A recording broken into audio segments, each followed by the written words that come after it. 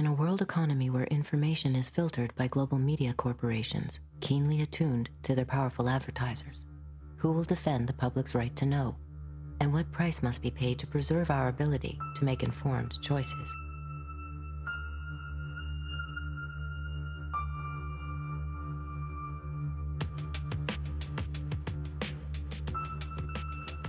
What Fox Television told us was that we were just the people to be the investigators. Do any stories you want, ask tough questions, and get answers.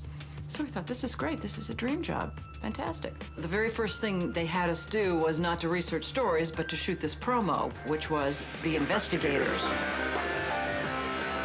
Uncovering the truth, getting results, protecting you.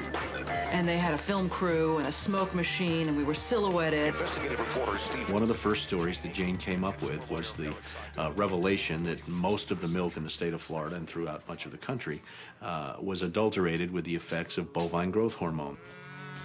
With Monsanto, I didn't realize how effectively a corporation could work to get something on the marketplace. The levels of coordination they had to have. They had to get university professors into the fold. They had to get experts into the fold. They had to get reporters into the fold. They had to get the public into the fold. And of course the FDA, let's not leave them out. They had to get the federal regulators convinced that this was a fine and safe product to get it onto the marketplace. And they did that. They did that very, very well. Posilac is the single most tested new product in history and is now available to you specifically so you can increase your profit potential. The federal government basically rubber stamped it before they put it on the marketplace. The longest test they did for human toxicity was 90 days on 30 rats. And then either Monsanto misreported the results to the FDA or the FDA didn't bother to look in depth at Monsanto's own studies. The scientists within Health Canada looked very carefully at bovine growth hormone and came to very different conclusions than the Food and Drug Administration in the US did. Monsanto's engineered growth hormone did not comply with safety requirements. It could be absorbed by the body and therefore did have implications for human health. Mysteriously, that conclusion was deleted from the final published version of their report. I personally was very concerned that there's a very serious problem of secrecy, conspiracy, and things of that nature. We have been pressured and coerced to pass drugs of questionable safety, including the RBST. We wrote the story. We had it ready a week beforehand. They'd bought ads. Farmers in the milk industry say it's safe, but studies suggest a link to cancer. Don't miss this special report from the investigators. That Friday night before the Monday the series was to begin, the fax machine spit out a letter from this very high-priced lawyer in New York that Monsanto had hired. It contained a lot of things that were just off-the-wall false, just demonstrably false. But if you didn't know the story and you didn't know how we had gone about producing it, would have scared you as a broadcaster, as a manager. And they decided that they would pull the story and they would just check it one more time. But the bottom line was that there was no factual errors in that story. Both sides had been heard from. Both sides had had an opportunity to speak. 1 week later, Monsanto sent the second letter. And this was even more strongly worded. And it said there will be dire consequences for Fox News if the story airs in Florida. And this time they freaked. They were afraid of being sued, and they were also afraid of losing advertising dollars at all of the stations owned by Rupert Murdoch. And he owned more television stations than any other group in America.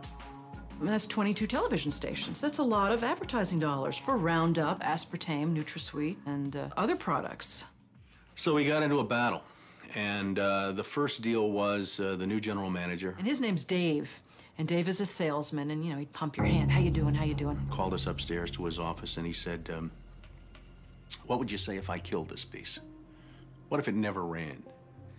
And we said, well, you know, we wouldn't be very happy about that. And he said, well, I could kill it, you know. And we said, yes, of course, you're the manager. You could kill it. It would never air. And he's hemming and he's hawing and he's back and he's forth. And we couldn't figure out, what is this all about? And finally he blurted out, look, would you tell anybody? You know, I said, I'm not going to lie for you. About a week later, calls us back to the office and says, okay, we'd like you to make these changes. In fact, you will make these changes. We said, well, look, let us show you the research that we have that shows that this information you want us to broadcast isn't true. To which he replies, I don't care about that. I said, pardon me? And he said, that's what I have lawyers for. Just write it the way the lawyers want it written. I said, you know, this is news. This is important. This is stuff people need to know. And I'll never forget, he didn't pause a beat, and he said, we just paid $3 billion for these television stations. We'll tell you what the news is. The news is what we say it is. I said, I'm not doing that. And he said, well, he said, if you refuse to present this story the way we think it should be presented, you'll be fired for insubordination. I said, I will go to the Federal Communications Commission and I will report that I was fired from my job by you, the licensee of these public airwaves, because I refused to lie to people on the air. And it's thank you very much. You'll hear from us right away. Well, 24 hours came and went and we didn't hear a thing. And about a week later, he calls us back, and now we've changed strategies. How about if we pay you some money and you just go away? And I said, how much money? Because, you know, when somebody offers to bribe you like that, I always want to know if it might be worth it. He was going to offer us the rest of our year's salary if we agreed not to talk about what Monsanto had done, to not talk about the Fox corporate response in suppressing the story, and to not talk about the story. Not talk about BGH again, anywhere. Not take the story to another news organization. Just zip up. I said, you mean if I want to go to my daughter's PTA meetings and explain what's in the school milk at the school lunch program? I can't, no. You can never speak about this anywhere. And Steve says, okay, write it up. And I'm like, write it up? What are you talking about? Write it up. And I didn't say anything. And Dave, he wrote it up. And he FedExed it to us a couple days later. And he said, are you gonna sign? And we said, nah, Dave, we're not gonna sign that. And he said, well, send it back, okay? I said, no, Dave, we're not gonna send that back. It was, okay, we can't buy you out. We can't shut you up. Let's get the story on the air in a way that we can all agree it will go on the air. And we started rewriting and editing with their lawyers. Well, during this 8-month re-review process, I say, jokingly, they did things like, for example, they wanted to take out the word cancer. You don't have to identify what the potential problem is. Just say human health implications. Any criticism of Monsanto or its product, they either removed it or minimized it.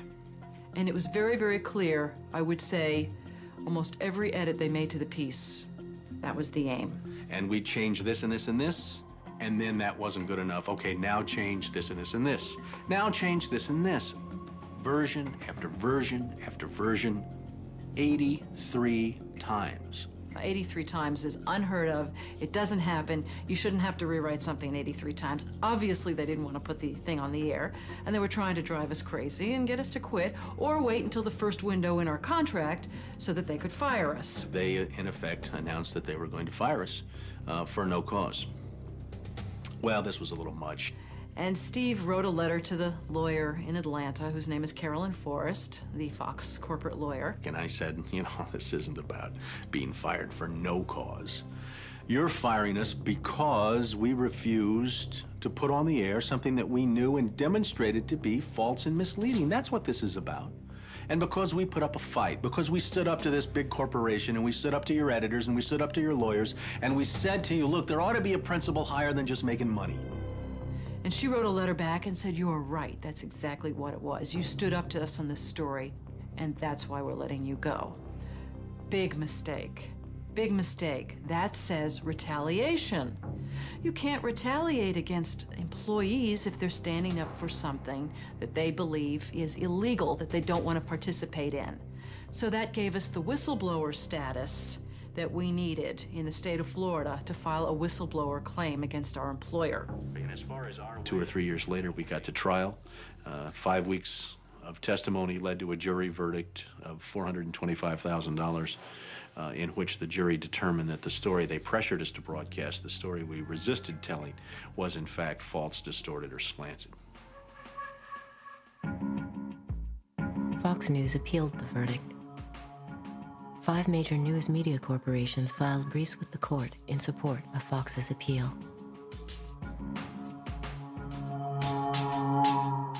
You may recall that Jane Akre, a former reporter here, sued Fox 13 in a whistleblower lawsuit, claiming she was fired for refusing to distort her report.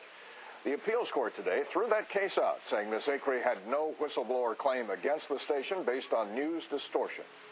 Fox 13 Vice President and General Manager Bob Linger says the station has been completely vindicated by the ruling. What Fox neglected to report is this. Jane sued Fox under Florida's whistleblower statute, which protects those who try to prevent others from breaking the law. But her appeal court judges found that falsifying news isn't actually against the law. So they denied Jane her whistleblower status, overturned the case, and withdrew her $425,000 award. Canada and Europe have upheld the ban on RBGH, yet it remains hidden in much of the milk supply of the United States.